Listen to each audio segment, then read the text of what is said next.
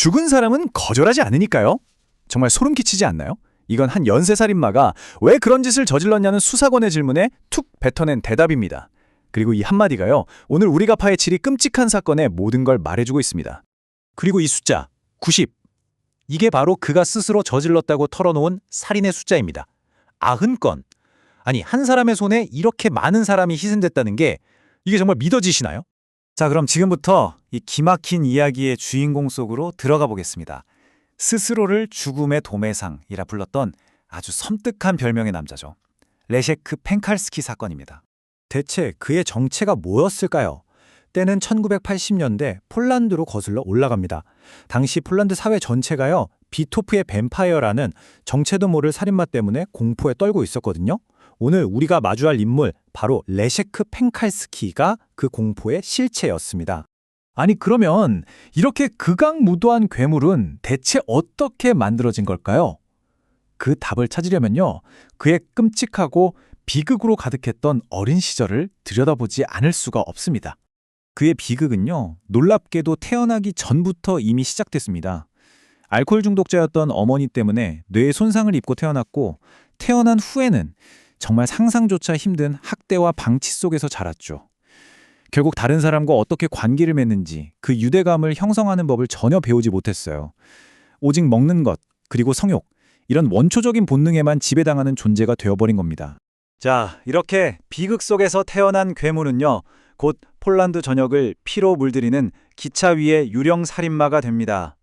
그의 범행 수법은 정말 경찰을 비웃기라도 하듯 예측이 전혀 불가능했고 또 지독하게 잔혹했습니다. 패턴을 보면요, 이렇습니다. 먼저 일정한 집 없이 그냥 기차를 타고 폴란드 전역을 떠들어 다녀요. 그러다가 나이, 성별 아무것도 가리지 않고 닥치는 대로 사냥감을 고릅니다. 희생자가 6개월 된 아기든 79살 노인이든 그에겐 아무 상관이 없었어요. 그리고는 등 뒤에서 잔인하게 공격해서 살해하고 마지막엔 치신을 유린하는 끔찍한 짓까지 저질렀습니다. 영원히 잡히지 않을 것 같던 이 유령 살인마도 결국 꼬리가 밟히게 됩니다. 바로 1991년에 있었던 17살 소녀 실비아 살해 사건 때문이었죠. 자신을 거절하고 도망치는 소녀를 수까지 쫓아가서 무참히 살해했거든요. 바로 이 사건이 그 거대한 비극의 실체를 밝히는 결정적인 단서가 됩니다. 자, 체포된 펜칼스키는요, 폴란드 전역을 뒤집어 놓았던 90건의 살인을 아주 순순히 자백합니다. 이걸로 사건이 끝나는 줄 알았죠. 하지만 이야기는 여기서 끝나지 않았습니다. 법정에서 정말 누구도 예상치 못했던 충격적인 반전이 벌어지고 맙니다. 법정에선 그가 뭐라고 했는지 아십니까? 내가 했던 모든 자백은 경찰이 강요해서 한 거고 나머진 그냥 내 상상력이 만들어낸 환상일 뿐입니다. 이렇게 말을 싹 바꾼 겁니다. 아니, 범인이 아니면 도저히 알 수 없는 현장의 세세한 상황까지 다 묘사했던 그가 말이죠. 그 결과는 정말 참담했습니다. 수사기관이 그의 자백에만 너무 매달린 거예요. DNA 같은 결정적인 물증을 하나도 확보하지 못했던 거죠. 결국 법원은요, 그가 자백한 90건의 살인 중에 딱 한 건, 바로 그 실비아 살해 사건만 유죄로 인정했습니다. 이건 뭐 사법 역사에 남을 재앙 수준이었죠. 근데 설상가상으로 당시 폴란드는 공산주의가 무너진 직후라 법에 공백이 좀 있었어요. 인권 문제 때문에 사형제는 없어졌고 종신형은 아직 도입되기 전이었죠. 그래서 이 괴물에게 법이 내릴 수 있는 가장 무거운 벌이 믿기 어렵겠지만 고작 징역 25년이 전도였습니다. 시간은 빠르게 흘러 2017년이 됐습니다. 25년의 형기를 꽉 채운 죽음의 도매상이 사회로 돌아올 날이 다가온 거죠. 폴란드 전역은 말 그대로 공포의 도가니에 빠졌습니다. 자, 시간을 보세요. 1992년에 25년형을 받았죠.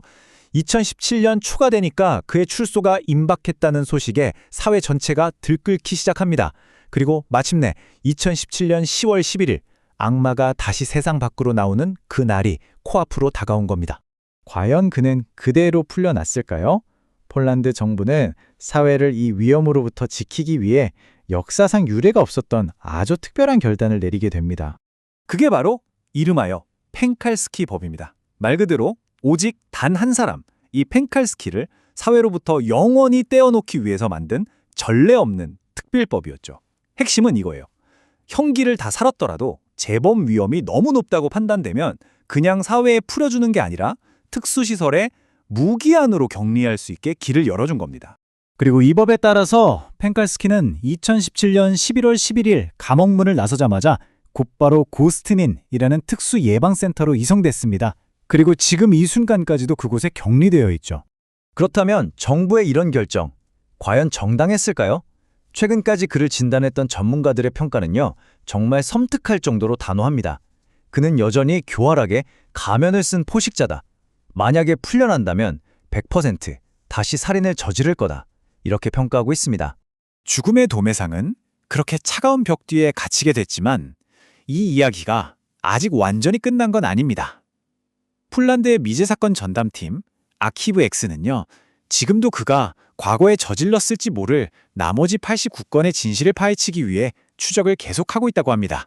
결국 이 죽음의 도매상 사건은 우리 모두에게 아주 무거운 질문 하나를 던집니다. 한 개인의 자유, 그리고 사회 전체의 안전, 이 두 가지 가치가 정면으로 충돌할 때 과연 정의의 저울은 어디를 향해야 하는 걸까요? 오늘 이 이야기를 들으신 여러분의 생각은 어떠십니까?